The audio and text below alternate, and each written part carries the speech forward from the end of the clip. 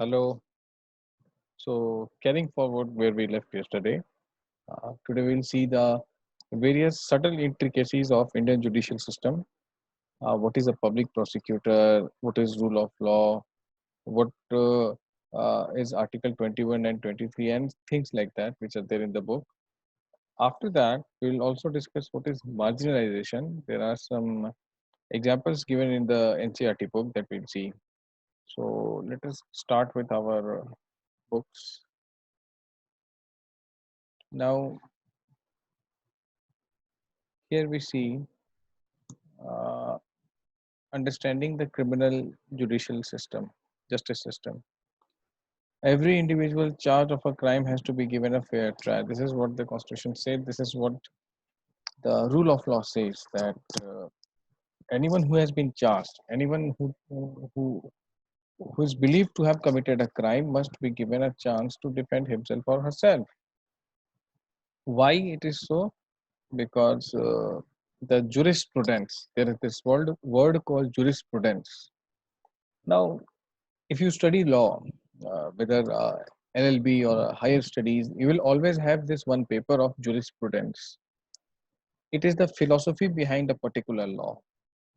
We have. I'm unable to recall if I have shared this with you. If not, I'll do it right now. Laws do not evolve in isolation.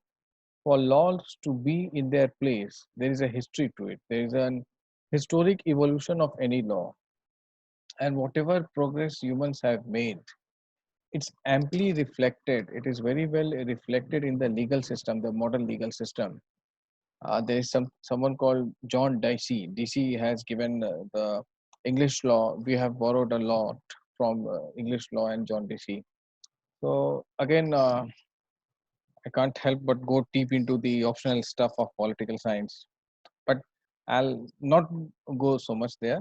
And here, the example that it is here in the book is that an example where a domestic help is accused of theft by the masters where she works, and she is booked. The her what you call her master, the lady, the woman where she, on whose in whose house she works, the poor lady works as a domestic help. She accuses him of stealing her chain and goes to the police, books her. She is in jail. She remains in jail for 3 years because she is unable to find a lawyer, a suitable lawyer, and because she is unable to, what do you call it, the bond you have to fill and deposit some money in order to go out on bail. She is not having any money to furnish her bail, so she remains in jail until an advocate starts fighting her case, and then you see she is accusing her of stealing, making a police complaint. The FIR is there. She goes to jail. Finally, here comes an advocate, and she is acquitted because she did not steal. Someone else stole the chain, as was later found out. So, how can you just accuse a person and the person lands up in jail? This is where the law comes to rescue. According to Article 22, now these two are very important lines of the Constitution. Every person has a fundamental right to be defended by a lawyer. Article 39A of the Constitution places a duty upon the state. See, Article 22 is Part 3. Please put a sticky note. Part 3, Fundamental Rights. Article 39A is DPSP. Part 4, Directive Principles of State Policy. The directives for the state to follow. Places a duty upon the state to provide a lawyer to any citizen who is unable to engage one due to poverty or other disability. You know what Article 39A translates? That if anyone who has been accused, if he or she is not getting a lawyer for whatever reasons, maybe because of economic reason, they cannot afford a lawyer, or maybe, see, we are a country which provided Kasab a lawyer. You all know Kasab, I guess. You must be doing.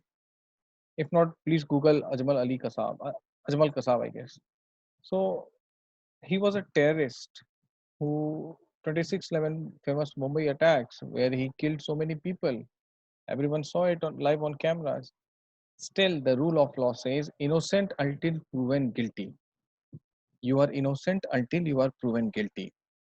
So he was provided with a lawyer. And what happens is no one fights such cases. No one wants to take. However, there are few samples who do these things, fighting terrorist cases always, um, mercy petition and everything. We'll see these things in detail. So, uh, if for any reason, if because of the perception that you are guilty, no one fights your case, then it is the duty of the state, as per Article 39A, to provide you with a lawyer, and that lawyer cannot say no. That is, he's bound to act. He's bound to protect you. He's bound to fight your case. Okay. Why again? Because innocent until proven guilty. Otherwise, there will be more such cases where poor maid can be accused of theft without any proof, and she will end up in jail. So the case has been given here. Now, there are few highlights from this case which we all need to follow.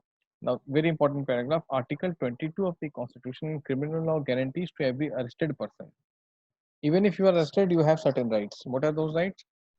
The right to be informed at the time of arrest of the offense for which the person is being arrested. You must be knowing the reason. The right to be presented before a magistrate within 24 hours of arrest. Magistrate is the judge of the lower court, because what happens is police arrests you on the basis of suspicion, and then a case is being filed. You get a lawyer. Okay, you get a lawyer, and those who are opposing you, those who want you to be jailed, they have their own lawyer. Now a judge listens to it. A judge listens to your case, which you are arguing, and then on the merit of those arguments, from the side of your lawyer and the one who has accused you, from both from the side of both lawyers, they argue in a competent court, an open court. The judge, after listening to the both sides of argument, decides which way the case will go. So, right to be presented before a magistrate, it is only after the order of a magistrate that you can be further kept in police custody. You have been arrested, charges have been framed. Now you must be presented before a magistrate within 24 hours, and the magistrate will grant sanction to the police that you need to keep this person in custody and investigate further. The right not to be ill treated or tortured during arrest or in custody. Confessions made in police custody cannot be used as evidence against the accused. You need a magistrate again. If you confess before a magistrate, that will be an evidence. If you confess before a police officer, that is not an evidence. A boy under 15 years of age and woman cannot be called to the police station only for questioning. Police can come to you, you cannot be called there. So this is what Article 22 tells us.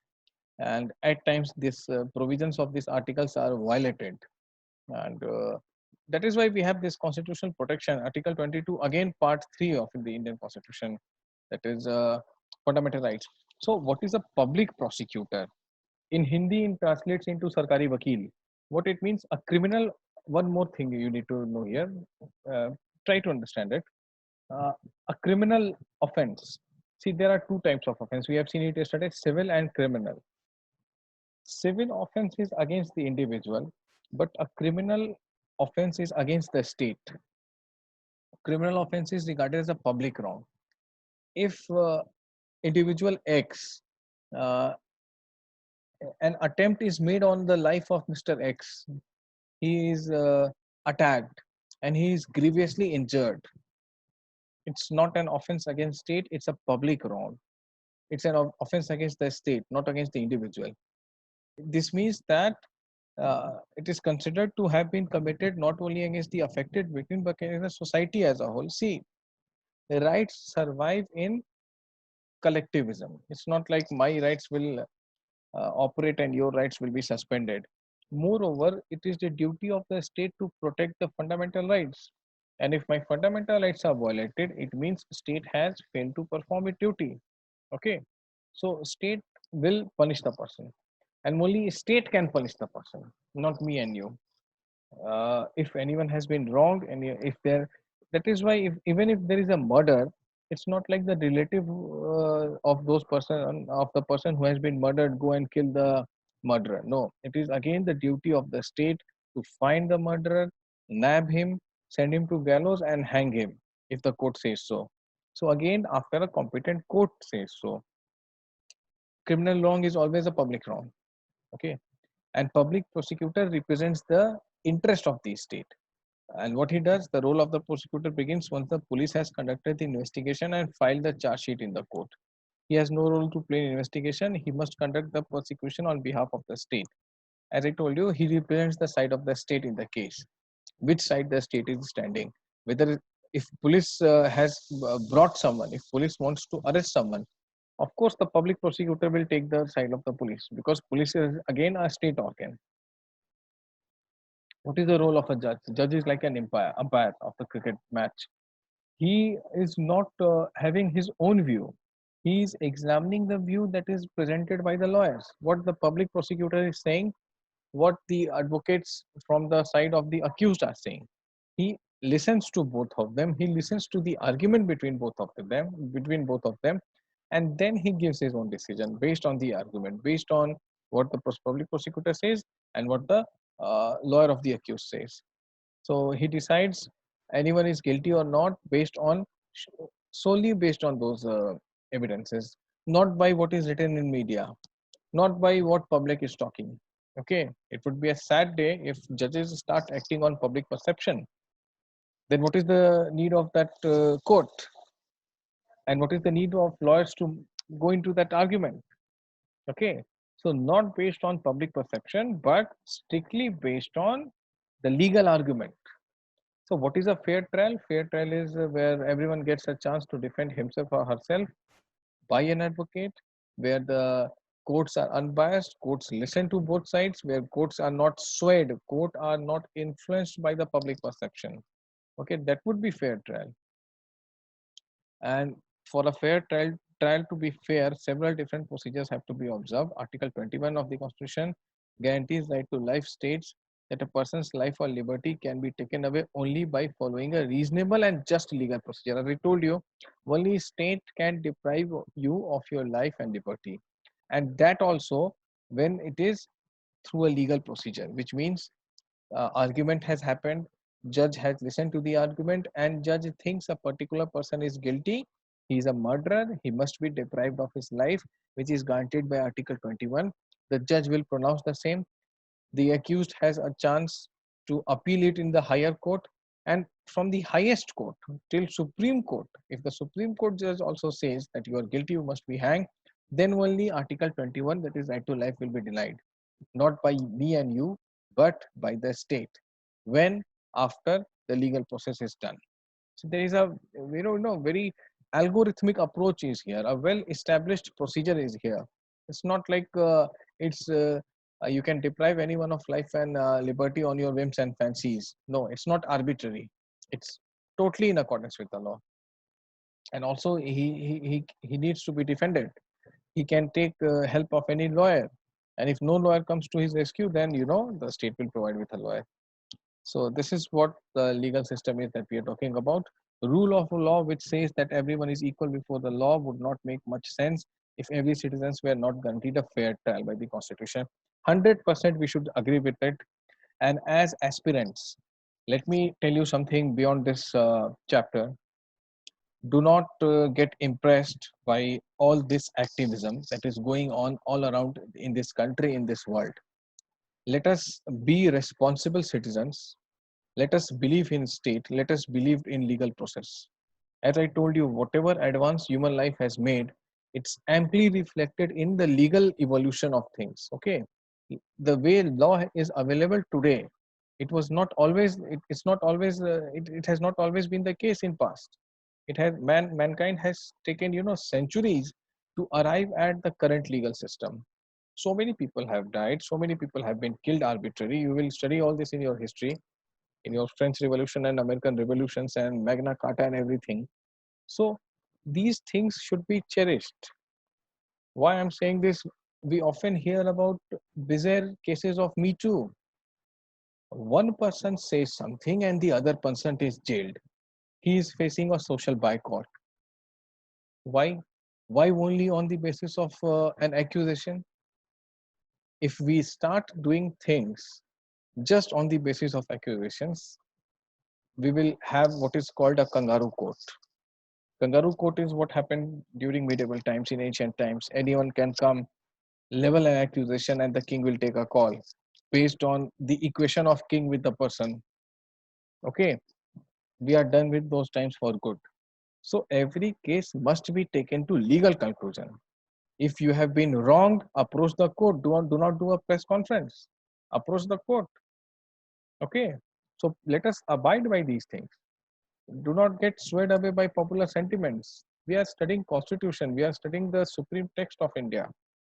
So whatever the law says, whatever the court says, that is the only judging criteria for me. That is why I'm not very impressed by all these movements going around where anyone can say anything. I just one more thing that 2 weeks ago, a child in Delhi killed himself. A 16-year-old kid of class 11th killed himself because one of his classmates, a girl, said that he sexually abused her 2 years back, and the child killed himself. Now, where is the rule of law here? Just because a girl said so, and the guy because of the social stigma, do we see what we study here? Do we see the application of those things that we study here? Where is Article 21 and 22? Where is 39A? Okay. And imagine the stigma that the guy, it would have been a mental breakdown before he ended his life. And there are so many cases. It applies to both genders, to girl, to boys, both. This is what happens when we are swayed by the popular sentiments and we drift from rule of law. So my advice is please remain within the purview of rule of law. Whatever right or wrong, that is to be decided by courts, not by public sentiments. So one important thing which I wanted to discuss with you all today. Next chapter we move on, an attached chapter. We are aiming 2 chapters a day now. This is unit 4, which says marginalization. Who is marginalized? Like this is a surface. Okay, this is a surface. Suppose my left palm is a surface and something is in between. This something in between is not marginalized. Something on the edge, this is marginalized. Okay, away from the center is marginalized. So there are certain people in our society who are on the edge of the society. They are marginalized. So who are these people? Because they are poor, they are considered to be of low social status and viewed as less human than the others. Very sad state of affairs. But these are the one margin. Now there again is a cartoon is given. I'll tell you the gist of this cartoon. An Adivasi. Now who is an Adivasi? Adivasi is a ab original. Adi means from start in Sanskrit. Vasi means the one who lives there. So those who have been the indigenous people who have been living into forests since time immemorial. So they saw this Adivasi family sees a parade on Republic Day and Republic Day parade and see Adivasis dancing in that parade. So they start discussing that all they think about Adivasi is that they wear headgear and they dance with their costumes. There is more to us than this. And then the grandfather narrates a tale when they were living in the village and in the forest, and then the officers came, forest officials came, and they said that this is a very resource rich area. There is bauxite under the ground, so you need to go away from here and we will provide you with compensation. But then the compensation was inadequate. They sold their lands at throwaway prices. This is what is written here. Now uh, it would be wrong to say that these things have not happened. Of course these things have happened for very long. Now these things are very tough to happen because now you see 70 plus years of independence. Very if government wants to do something like that, then we have an opposition, a media, a media which is not always doing the line of the government. We have so many private channels. Then we have social media, okay, which scrutinizes everything under the sun. So with the coming up of technology, mobile phone, everyone is having a camera. Things cannot go unnoticed. So these things have decreased to a large extent, all thanks to technology and a more aware citizenry. Okay, because of the deepening of democracy, which we have witnessed in the last 70 plus years. So now you cannot just force anyone away. There has to be an adequate compensation. An entire community will be taken into consent before the compensations are this decided. You will study about Land Acquisition Act. It's in paper 3. I don't want to discuss it here. uh, Twice the ordinance was brought, it was rejected, and the ordinance was changed. Then the law was passed, and many things were there which earlier it was not an issue for the government to get such a law passed and evict people who have been living there, take over their land. Now it is becoming tougher because adequate compensation and rehabilitation package has to be there, which currently the governments are working on more than ever. Okay, you will study these things in GS itself. So, what is an Adivasi? It mean original inhabitants. 8% of India's population is Adivasi, and many of India's most important mining and industrial centers are located in Adivasi areas. Jamshedpur, India's first steel plant, Rourkela, Bokaro, Bhilai. Try to locate these cities on map. Okay, every year in prelims they are asking map-based questions. So please, whatever is making news, you hear about a cyclone, try to see where that cyclone is coming. Make this, inculcate this into your habit. Okay, which city passes from which topic of Cancer, Capricorn, which major cities of the world passes through equator. Okay, please make it a point. Please see maps every day for 10 minutes. Whatever cities you come across in your NCRTs, locate them on your map today itself. Do these things. These four, uh, I'll give you a hint. This is in Jharkhand, this is in Odisha, this is in Jharkhand, this is in Chhattisgarh. You know where to search now. Then every other thing that these tribals have practices that are different from mainstream of Islam, Christianity, or Hinduism.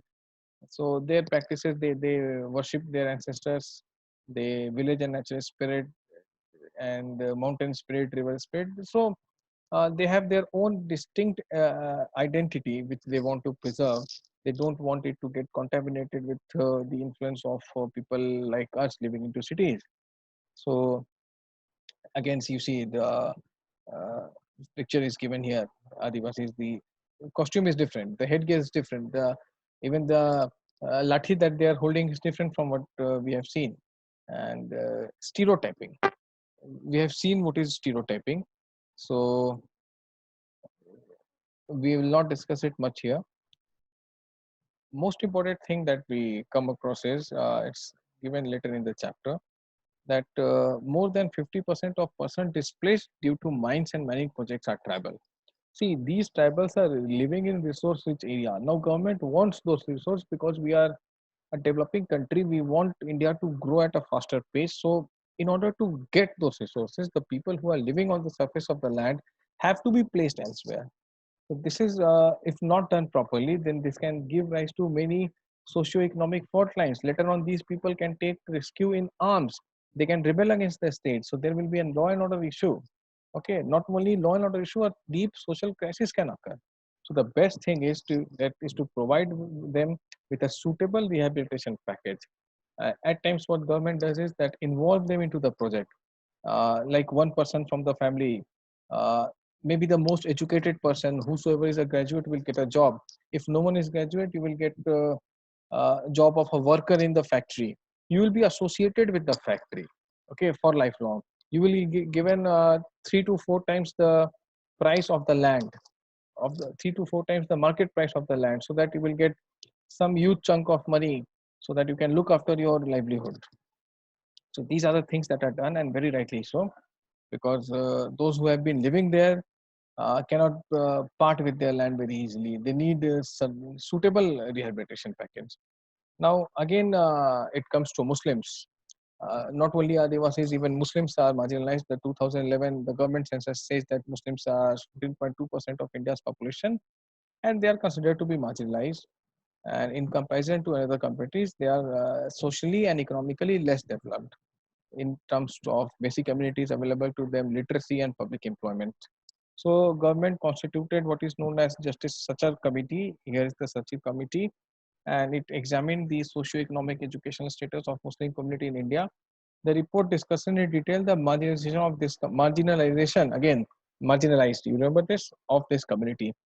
On a range of socio-economic and education indicators, the situation of Muslim community is comparable to other marginalized communities like SCs and STs. So this is what has been backed here.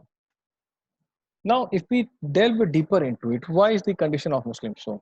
When every other party in India claims to be working for the cause of minority, especially the Muslims, so maybe problem lies elsewhere. The current Prime Minister of India, when he was the Chief Minister, the Sachar Committee, which we are talking about here, the Sachar Committee went to Gujarat. Modi ji was the Chief Minister, and they asked him, what have you done for the welfare of Muslims in your state? He said, I have done nothing. They were like, what are you saying? He said, yes, but I have not done anything even for the Hindus of my state. I have worked for the Gujaratis. Why should I classify them as Hindus and Muslims? Maybe 70 years after independence, 2011, the report comes and it tells us that Muslims are marginalized. Maybe the problem lies here because the state has been viewing them with different lens. That because how does the interest of an Indian Muslim differs to a large extent from an Indian Hindu or from Indian Christian? Doesn't isn't it like that all our interests are converged?